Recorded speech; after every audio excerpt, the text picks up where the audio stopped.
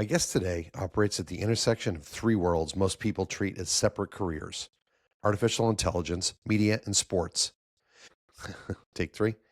Kahn is a catalytic connector who's driven billions in deals, advised giants like Google, Disney, and MasterCard, and co-founded AI Trailblazers to help leaders cut through the hype and actually move the technology forward.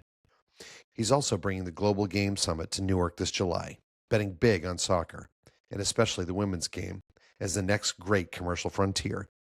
What I love about Greg is his conviction that the future will be decided where infrastructure meets humanity, and that ethical connection has to come first.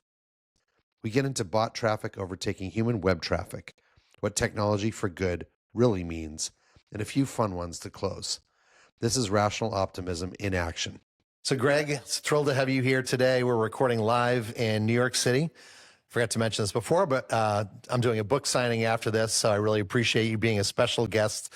And you and I were talking a little bit about World Cup soccer, which very timely given the fact that we're in the middle of like the first round. I think everyone as of today will have played a game. By the time this goes live, it'll be a few days in our past, and the U.S. will be gearing up for their game because this will drop on Friday. But first of all, welcome. Thank you for doing this. Thanks for having me. Yeah, of course. Great to see you. It's good to see you as well. And so I'm going to jump right into the questions. And we were joking when I do this on my computer, I can have my questions up there. So I have my little cheat sheet here, but I try to make it as human as possible.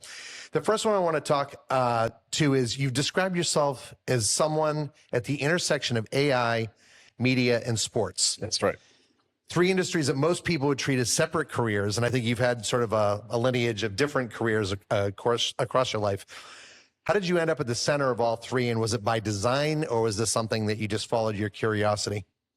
Well, a little bit of both. So I started out in the media business and worked in both television and film. And if we were having this conversation about 30 years ago, I would tell you that I hope to run a film studio one day. And clearly the path took a few different turns since I was in that business, but that's how I started out. And it continues to be a huge passion area of mine is content. I left content. I was in premium cable, and then I was in film. So I really had not played around or spent quality time in the advertising world. And when an opportunity came along at Omnicom, I took the chance and wound up running strategy for a cable network, or series of cable networks, the former Discovery networks, and then from there I went over to Publicis and was across all of their client suite. And so I spent about 10 years in the advertising business. After Publicis, I went to Meredith Corporation, which is of course People now. And then I left the advertising and publishing world and went into technology. And in each of these modes, so I mentioned I was in content, and content, the monetization around content was either through a subscription model or it was through advertising. And when I was in the advertising space, I sort of rode the early wave of social and mobile, and technology started to become more and more important to the industry. And so I decided my next chapter was going to be directly in technology, not MarTech, but tech itself. And so I left there and I started an advisory business that I still have today in the beginning of 2013. And I got very deep into technology, which I was doing AI before it was called AI, machine learning. And eventually, I carried that through for about 10 years. But a couple of years ago, Aaron, I sort of realized that, as I've gotten into my 50s, my path has taken me into some really interesting areas, and content and sports is a real passion of mine. And I realized that there's a way to combine them together, combine the technology piece with the content and the sports piece. And so a lot of the work that I'm doing today is at the intersection of those three. Well, it makes more sense, I think, than at first blush, and I appreciate that thorough explanation. And you and I were talking in our pre-prep that when I worked at Fidelity, I dabbled a little bit in that online media space, and so we had some people in common that we knew. But you teed me up well for this next question, because you co-founded the AI Trailblazers at a time when the AI conversation was still more hype than anything else. And I love that you pointed out that machine learning. And I think a lot of people, when you mention AI to them, they think AI just popped up like 2 or 3 years ago. What they don't know is AI has actually been around for like 60 plus years, maybe 70 years. And there are people that were doing the machine learning aspects of what's now generative AI. And now it's been democratized. I think we talked to it like ChatGPT is what we call it, or maybe we'll start calling it Claude soon, since that seems to be, Anthropic has led us down this path. But the question is, how do you distinguish between the leaders in the space who are genuinely moving AI forward and those who are just riding the wave? Because I think there are a lot of people that like to talk the talk, but aren't really doing the hard work in the space to move the game forward and to thread it through what they're doing on a day-to-day basis in their businesses. Yeah, it's a great question. I think it's less about the tooling and the shiny toy and the new model that's coming out every single day, and it's much more about outcomes and process. So the companies and the individuals that are working across the C-suite from top to bottom of the organization and are rethinking process about how do they work in the teams, how do they work with agents, are the ones that are really deeply embedded into this industry, and the ones that are thinking about outcomes. And when I say outcomes, a lot of the early conversation around AI has been around efficiency and cost cutting, and that's fine, and that's a piece of it. But the ones that I'm particularly impressed with are the ones that are thinking about increasing the top line through AI, either identifying new products or services that they could offer, coming up with unique bundles, or in some cases, it's finding new target markets that they may not have reached before. And so that's how I sort of distinguish between the leaders and the laggards. What I really like about that is you talked about outcomes. And I think a lot of people do forget that anytime you introduce technology into it, the second you get caught in that shiny object mode is the second you're probably dead in the water. It is those business leaders that keep sort of looking for, how can I improve? How can I, move the top line? I actually found out an interesting stat today, and that is the CEO of Goldman Sachs, who's a big proponent of generative AI, mentioned over the next 10 years, he expects that we're going to see a 7% growth in global GDP, which, just for order of magnitude, for those listening, I didn't know it was this big, $7 trillion. There'll be disruptions short term, which we're seeing. People are sort of laying off or making shifts, but over the long term, this will be a huge halo. So thank you for sort of saying things that I think a lot of people need to hear. Now, you also referenced this point of, it changes daily. Okay. So you talked about the fact that AI is moving too fast for any individual to keep up. And yet you built platforms designed to help people navigate exactly that chaos. So what's your actual framework for staying oriented when the landscape literally is shifting daily, with new versions and new tools actually coming out, new platforms coming out almost every day? Yeah, well, I'll lean back first to AI Trailblazers, that I have two co-founders of that organization, and the three of us, although we have adjacencies that are in common around the marketing world, we come from very different worlds, and so each of us approaches AI in a different way. One has an agentic AI company himself. The other is deeply embedded in the marketing community and is often giving counsel and writing books on the topic. And then I come at it from my own advisory work in media and sports. And so I think we all approach it in a very different, sort of manner. So number one is I learn from others, right, that are approaching it very differently. The second piece is, like anyone who is deeply embedded in AI, is that I try to design systems that work for me, that I'm always tweaking.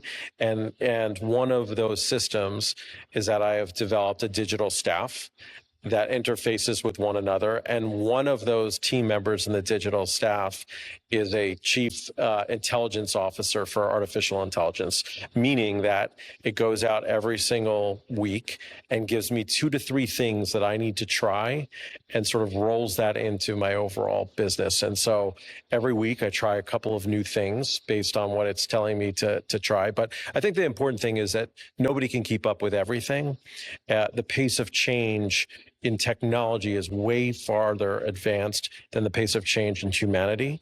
And so I wouldn't try to understand everything. I would try to understand what are the bigger trends that are going to influence your business. And then I would also encourage everybody, as we are here today, having conversations in person. I think that's really important. Even as the technology advances, I think it's actually more critical that we get together in person. Couldn't agree more with that. I'm going to put you on the spot because you mentioned it. So just out of curiosity, do you want to share one of the experiments or one of the tools or things that your chief intelligence officer has told you need to dabble in this week or sometime in the last couple of weeks? Well, there's so many, but I'll give you one as an example, is that I traditionally have not spoken into my digital assistants as my primary mechanism. I know a lot of people use Siri or whatever their assistant is from a voice perspective, but one of the things with AI that I was taught, and not so recently, was that to talk into the device as opposed to typing into prompts. And so I'll go on walks for an hour and I'll talk into the device. It's not something I would have done otherwise. Another is to play all of the LLMs against one another. And so taking a prompt, putting it in one, counterbalancing that with another one, and I'll do that with about 3 or 4 at a time, and you'll get a really unique response. And so those are just 2 of many, many tips that this chief intelligence officer has put in front of me. But I'm always trying, and not all of them work, and not all of them are again, it needs to, I think, back to the pace of humanity, is that some things don't work with my system, my human system, and so I'll try it. I'm always willing to try everything, and then I'll say, no, that doesn't work for me, and it's a little bit too cumbersome to bring into my overall system, and I'll put that aside. Some work really well. Well, it's a great way. I've always been a big fan of staying in that learning mindset. I think any good leaders know how to be in a learning mindset. And it's funny that you mentioned these experiments or these sort of little dabblings. I do mention in the book, and I'm not trying to plug the book. I'm a little bit trying to plug the book. But over the course of my 30 years, I've always encouraged people to do these little experiments to say, is this working? Is it not?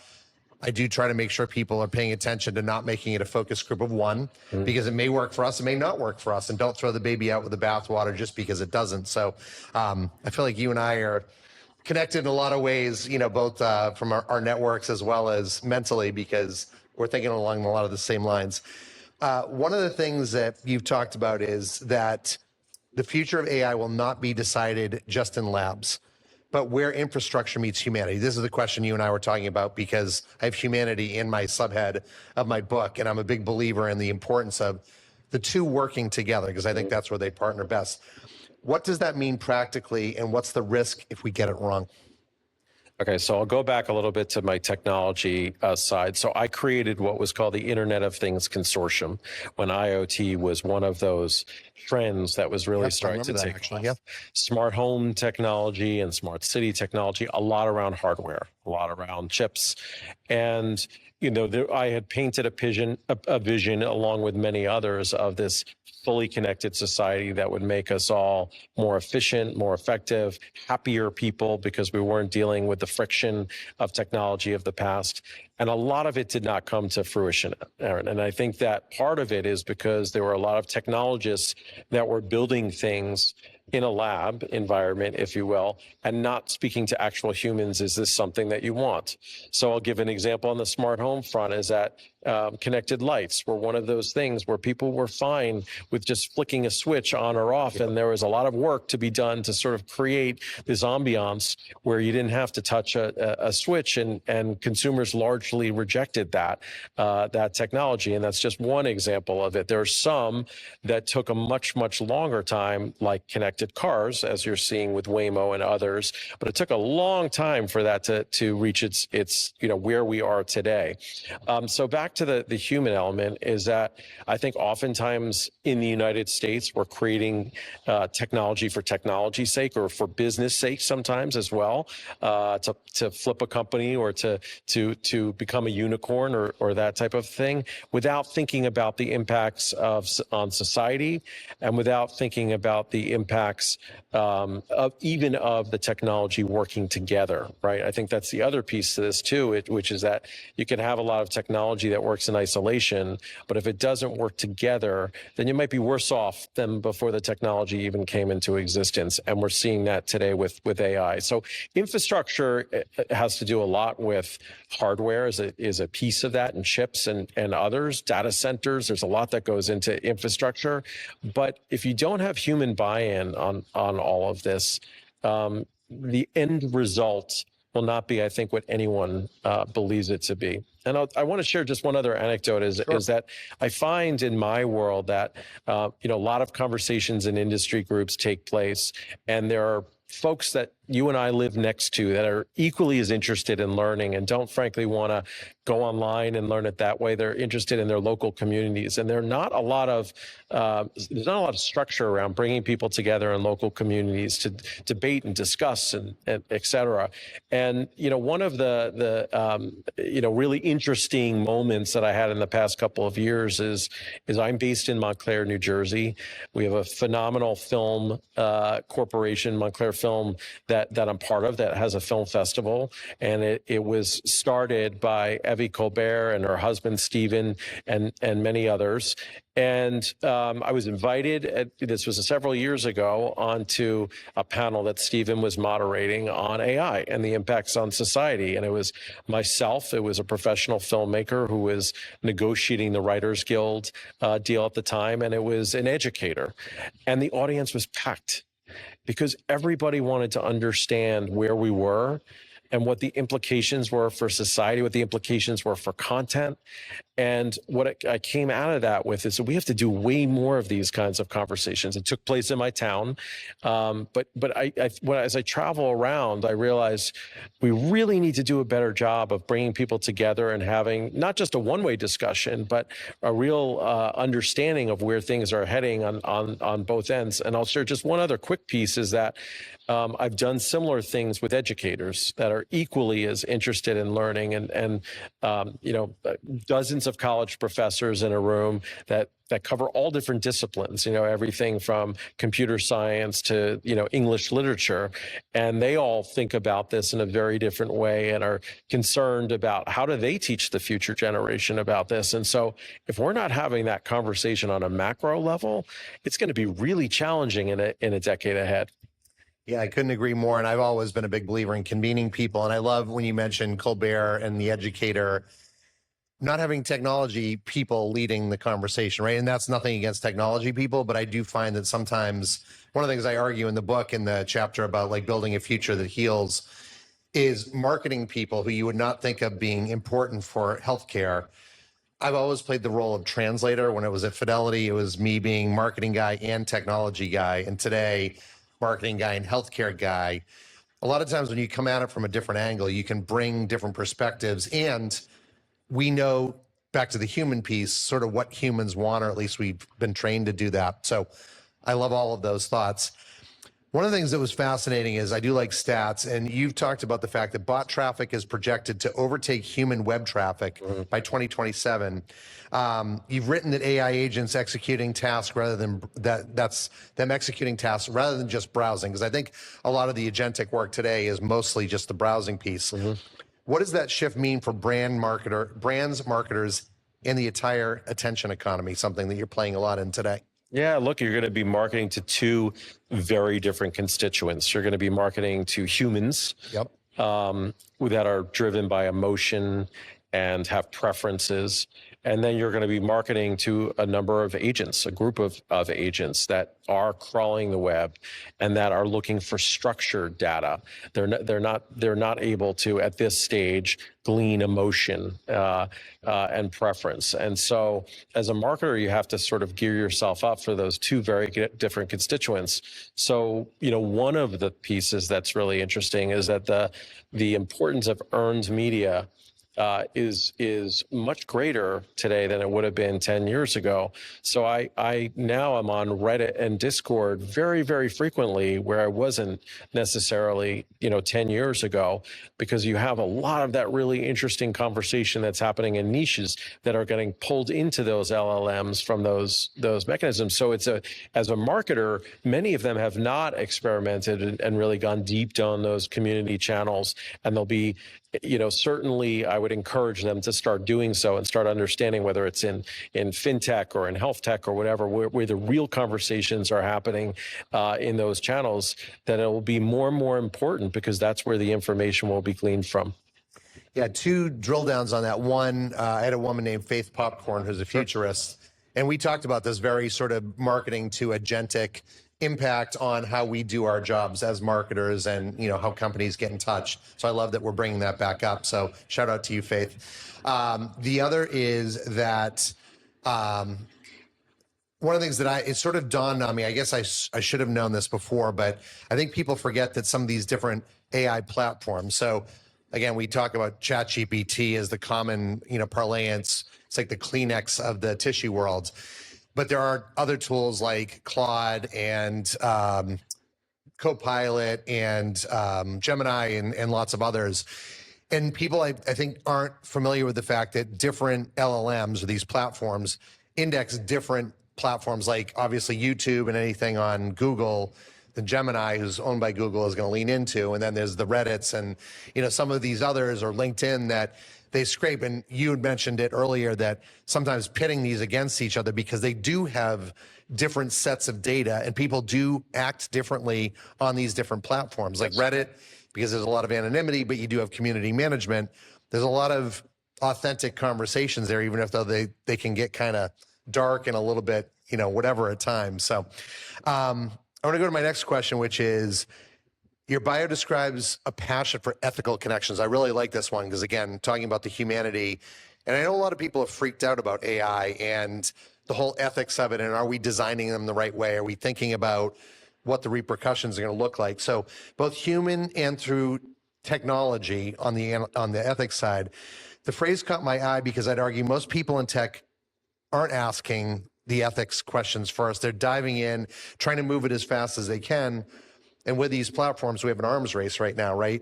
You have OpenAI and Anthropic like at each other's throats, and then Microsoft wants to make sure they're winning. Google always has their hat in the ring. Where does this conviction come from you? I think it started from my childhood. I grew up with a mother that was a teacher. It was a divorced family, single mother, and I was a latchkey kid that came home from school, and that was how I sort of started my journey. But went to temple growing up and sort of learned about faith, and a lot of that has stuck with me over the years, is to really be community minded, to think what's happening around you. The notion of tzedakah, to give back, was always sort of ingrained upon me. And so back to on the technology side, I love technology. I don't love everything about the technology industry. And so a lot of the time that I spent in Silicon Valley, I came back and said, this is not exactly the ethos that I want to bring to my world, right? Like, you could build things very quickly. And as some of the mantras have said, you could break things, build and break quickly. I just sort of came back and said, I don't think designing for a world where you're building quickly and breaking and moving on is one that creates balance in society. And so, for me, I was always fascinated by technology because I thought it could improve things, right? Coming from New Jersey, it's Edison, and you think about electricity and think about steamboats, and you think about, just sort of the heritage of technology. And there are so many amazing moments in technology. But, I often say that I think the iPhone has a chance to go down as the worst device in history, where it started My out. wife would agree with you, by the way. It started out. She hates her iPhone. It's an incredible piece of technology, but if you see how much ill it's done to society, from a mental health perspective, as you say, is that what it was intended for? It was intended to be able to communicate better, not necessarily as just an attention vehicle, right? One that you pack in. And so I always try to think about the lens of, like, what is the society that I want to leave when sort of my time is up? And am I doing my part in kind of building the world that I want to live in? It's a great answer. And one of the other things I cover in the book is legacy and what do you want to leave? Interesting conundrum. And we don't have to go down this path because we could probably spend an hour on this. But when you look at what you just said, is it the iPhone's fault for facilitating the fact that you have this new world, or is it the social platforms like the Metas and others that take people down these paths of the TikToks. And so I say that somewhat rhetorically because I'm not sure there's an answer, but my wife kids me because she's like, I hate the iPhone because it, distracts our attention. And I'm like, but at the same time, it untethers me so I can literally work anywhere and anywhere now, right? And so anyway, like I said, Aaron, just one quick thing to that piece is that it's not just the attention. It's consumerism in the sense that most folks feel like they have to get a new iPhone every year, right? So you used to buy products or services that were durable, a TV, a washing machine, whatever. Now there's this incentive to feel that it's not good enough. You have to get a more advanced version. And so what does that do? What does that do to society? What does it do to the planet? That's the piece as well, is to say that it's an incredible technology. We shouldn't have to get a new one every year that has a different port, that has a different battery life, et cetera, et cetera. And that's where, in addition to the attention aspect of it, is very challenging right now. Yeah, and combined with this thing called intentional obsolescence, which Apple, no disrespect, has done a great job. And that means there used to be a world where you could build a phone and it would last for 12, 14 years. And eventually it would get outdated. Now they build the technology as such. Microsoft probably started us down this path, but you have to get a new version every year, every 2 years. And part of it's what they're doing. Part of it's the whole cultural pressure of doing that, right? I do want to keep moving because I do know that we're going to run out of time, and I could talk forever, but we won't. We're going to shift gears to something really important because we're right in the middle of the World Cup. Yep. You're bringing the Global Game Summit to Newark this July. Yeah. Same week that New Jersey hosts a FIFA World Cup match. Super exciting. I'm out in the Bay Area, so we get some of the matches out there. Soccer is becoming the fastest growing sport in the U.S., which is hard to believe that we're so late to the game. Yet American businesses have been slow to recognize the global commercial power, which maybe that's part of the problem. So I'll ask you, why the lag, and what's the opportunity people are still missing? First of all, I'm exceptionally excited at the moment that we are in right here today. So as you and I are chatting, England and Croatia are playing their match, where it's the last of the first round of matches that are taking place at the World Cup, the biggest sporting event, the biggest cultural event that the world has seen. Okay, so now back to and two top 10 teams, I think, for anyone that's not paying attention, right? So both Croatia was in the finals 2 matches ago. Mm-hmm. England has been there a bunch of times, used to win all the time back in the early days. So 2 pretty heavyweights, so a great way to culminate. Yeah, and it's a tie the last time we checked before this. I'm like sort of itching to see what the score is. Soccer is a really, so my son played soccer for 10 years. I had a colleague, Larry Novenstern, when I was back in the advertising world, that took me to my first match at Arsenal. We flew across the pond. It was my first, I grew up a Dolphins fan, a Yankees fan, Knicks fan, and it was my first real experience. And it stayed with me, right? And then I had a daughter and then a son, and my son became, a real soccer player, club player for many, many years. And so I spent a lot of time with families and watching matches, and both on television and of course in person. But what's so fascinating again about trends in the U.S. is that when I went to graduate school at UCLA, I had a friend group that was international and a friend group that was American. And it was in the middle of the World Cup in 2002. And there was one group that watched the World Cup and the other went golfing during the same time period. I thought, wow, this is really interesting because, my American friends loved, football and basketball and the like, but had zero interest in what was going on that end. And so that stuck with me. That was back, of course, 2 decades ago. But again, what's really interesting is that Americans have so much choice with everything. So they have choice with sports, with their teams, both viewership and in playing. They, of course, as we were talking about with the iPhone, have choice in terms of where their attention is being spent on social platforms. They have choice in terms of how they go and buy things, right? And for whatever reason, up until this moment, soccer really in the U.S. was never, even though it was rising, and even though there's been incredible development on the youth level, from a viewership standpoint, never got close to where the other leagues are. So why am I so excited in the last week? I've been doing a lot of interviews around the tournament, and the pre-tournament hype was not what anyone expected it to be coming into a North American World Cup when the last one was in the 90s. But within 1 week's time, it is massively changed. First, the U.S.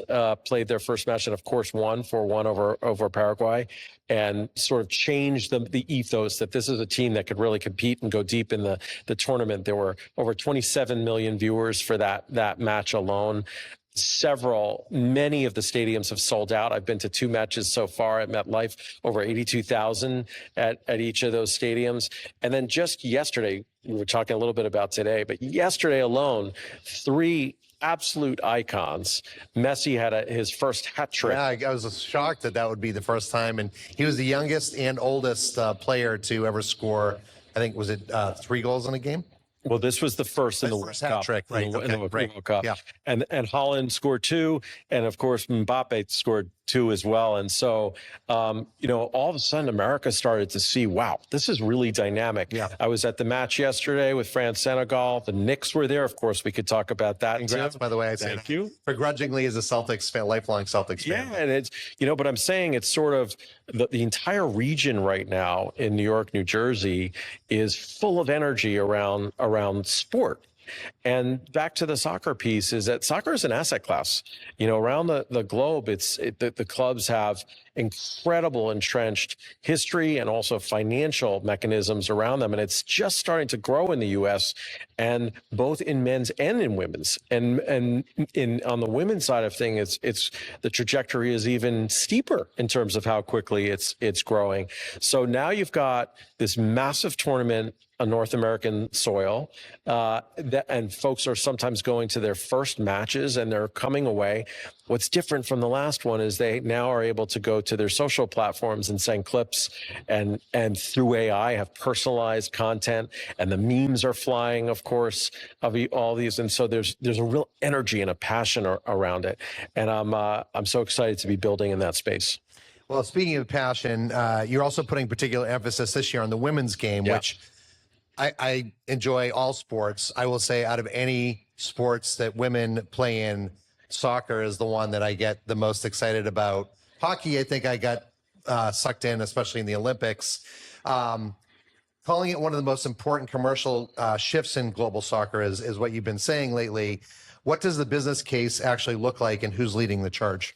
Well, I mean, first I would say it's not new that I'm building this platform, Global Game, and it was always meant to be men's and women's, not just. And next year, the Women's World Cup will be in Brazil. I'll be there as well, and that will be Netflix has the rights to that this year, of course. Fox and Telemundo have the rights to the men's. But I think Jessica Berman, who's the head of the NWSL, has done a phenomenal job in raising the profile of that organization and really building distribution channels for women's sports, working with investors to bring the sport to cities all across the country. And so it has become somewhat of a phenomenon. There are a lot of celebrity investors that are now, part of the sport. But, also it's many girls have grown up playing soccer as boys have, and they see a pathway where they could make a career out of this and feed their families. And so it's an exciting thing to see the two side by side. And in some ways, this World Cup is really as interesting for women's as it is for men's. There are some very clever things that are happening in the middle of the tournament that some of the women's teams are organizing to sort of capture this worldwide attention around soccer in general. So you'll see more of that as it leads up to the finals week. But some very special games are taking place specific to this. The women had a friendly two friendlies actually against Brazil a couple of weeks ago. Of course, that's where the tournament is going to be next year. So it's exciting all around for men's and women's. And back to the ethics piece that we were talking about a minute ago, is that for me personally, I wanted to build this with both in mind, not to leave anyone out of the equation. So there's a business element of it, and then there's a societal element of it. That's awesome. And I'm really excited now about next year's Women's World Cup, because this is fun. And then we have another amazing tournament that's going to happen 12 months later. So it may come here in 5 years. And, amen to that. One of the things I did want to lean into, you obviously thought a lot about societal good, but one in particular is you helped to launch the Ad Council's Emerging Media and Technology Committee, working on tech for good. Yeah. And I think we've heard this theme from you throughout this conversation. Given how much of the tech conversation right now is about disruption and displacement, what does technology for good actually look like when it's done right? Yeah, well, thank you for the Ed Council. I've had the honor of being part of that organization over the past several years, and they do phenomenal work. I mentioned the IoT consortium that I ran, and that was a business trade association. What I realized in sort of helping to build these companies, many of those companies sold for hundreds of millions of dollars, again, back to the societal impact that they were having. I realized there was more of a need to create an organization around the ethics, the good nature of technology. And so I started to morph that company. It's now the IoT consortium is Emerging Tech Exchange, and it's set up as a tech for good organization. So back to the Ed Council. Ed Council, of course, they are always early adopters to new technology. It started social and mobile, et cetera, but even metaverse when VR and AR were starting to rise. And then, of course, AI. And so they were interested in creating a council, and we did a launch event at the Consumer Electronics Show, because isn't it interesting at the Consumer Electronics Show where all these new devices are launched every year, you don't really see that conversation about for good. Are we launching the right things as opposed to the shiny toys? So it was a packed luncheon that we did of everybody that wanted to come and learn about it. And that one was specific to mental health. So there's a lot, if you think about, again, the early days of fitness and connected fitness, there was a lot of conversation around how sensors and wearables could help to determine your heart rate and glucose and those kinds of things, not as much about mental, right? And, now that's starting to change, that there are more companies that are out there that are innovating on that side. But that's just one example that technology can be used to improve mental health. And gosh, is that needed in our world today? Yeah. But there's many others. I mentioned the autonomous vehicle side of things. And so when you think about tech for good, one of the groups that, as I was building the IoT consortium, that I leaned very heavily on was aging parents, right? Or aging citizens that often get left behind. Technology is developed not for them. And as many aging parents in the U.S. are, living alone, they need more technology that can actually help them in case of an emergency. And so tech for good also is related to both hardware and software, that is for accessible individuals. I was an early advisor to a company called Rapid SOS that powers 911 through connected devices. So if you fall off your bike on a California mountain, you can have immediate assistance through this particular platform, because the original 911 was developed with landlines in existence. So there are a lot of elements of tech for good. I think society needs to talk about it more. I think that back to the mobility issue that a lot of folks have, the accessibility issue that a lot of folks have. But I would even say educational technology is tech for good, right? Like thinking about how do you teach this next generation. And in the circles that I'm often in, I don't think it gets enough time, about what are we developing for our future generations. And I've got one kid in college and one almost there, and it's been really interesting to see that pathway from high school to college. They grew up with AI, certainly in their last several years, but there's not a clear sort of understanding on how it's going to help them in their future. And so I'd like to see us spend more time on educational tech. I'm 100% behind that, and maybe this is the start of one of many conversations, but I love that you did that at CES, and CES is a great place to do it, right? Since it is such a convening of all of the tech minds. I always like to ask guests if they want to engage with you, digest your content, follow you, where are the best places to find you? Yeah, I'm on most of the socials. I just about a year ago started on Substack, so I encourage you to find me on Substack. I actually have 3 unique Substacks: one on technology, one on soccer, and one on the state of New Jersey. So come find me on that. Love that. My website, gkdigitalventures.com. And then also I'm very active on Twitter and Threads. So those are, and LinkedIn, of course.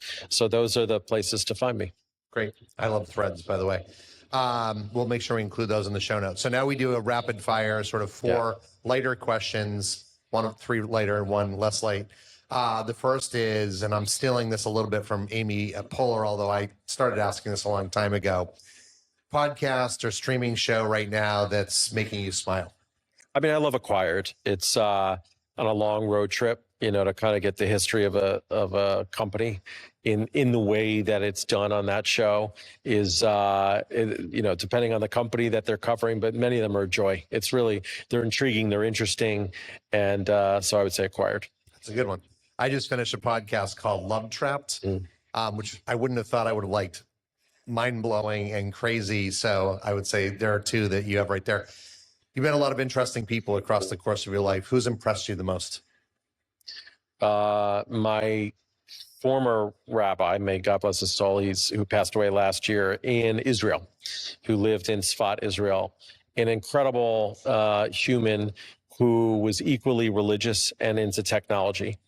And so if you've ever been to Sfat, northern Israel, it's not exactly a technologically advanced, a beautiful part of the world, but not exactly technologically advanced. And what our conversations spiritually and otherwise would manifest to is the future of technology and religion. And I just found him to be, he was a father of 9 children, went through the most recent war, but he really was about sort of spreading wisdom and happiness to people around the world. And he saw technology as a channel to do that. So one of our last conversations was about creating a religious chatbot. And we were bantering back and forth about, we'd only do it if we could incorporate all the religions, not just one religion, but if we could put all of that. So. Well, great choice, especially when you could choose famous athlete, famous, Stephen Colbert, whomever. And so I love that. He's pretty great too, by the way. I'm sure. Yes, he was. Biggest regret? My biggest regret was not temporarily moving during COVID. I think COVID was a particularly intense time in my family's life. And I think the 2 kids from home for 18 months, some illness in the family, and I think that another location would have been a good life choice at that moment. Of course, you can't go backward, but I would say if I could have done it over again, maybe we would have been in Hawaii for a year's time. That would be a good place to shelter in place. So, but good answer. Last one, and then we'll wrap up. A band or artist that you would have liked to have seen, think like the Doors or the Beatles, that is no longer touring? Well, the Beatles definitely, it would be one of them. I know you were going to ask this question, but I'm going to give one that is touring that I didn't see in a venue that I wanted to see. That's which is fine. I always love it when people sort of take my questions and twist them in a different direction, because that's what we do. So U2 at the Sphere. I happened to be there at that show, so amazing. Through the 2 of us, at least, I get to represent. So my fun CES days is that I was very early to Sphere, took an entire team with hard hats when it was being built, and then the following year did my opening party at CES at the Sphere when it first opened, and U2 was coming afterward, and I did not quite make it to that, and I understood, and you could tell me that it was a. What I'll tell you, so that's cool that you did get to go before. I've seen U2 a number of times in a variety of different stadiums. They were amazing. The Sphere itself, though, is just absolutely mind-blowing. So I would encourage anyone, if you get to see them there. U2 played well because they think a lot about their visuals and their audio, and there's really no better venue. So great answer. And thank you, Greg. This was a fun conversation. Really great getting to know you better. And I love what you're about. Well, thank you for having me on, and let's go build that ed tech company. I love it.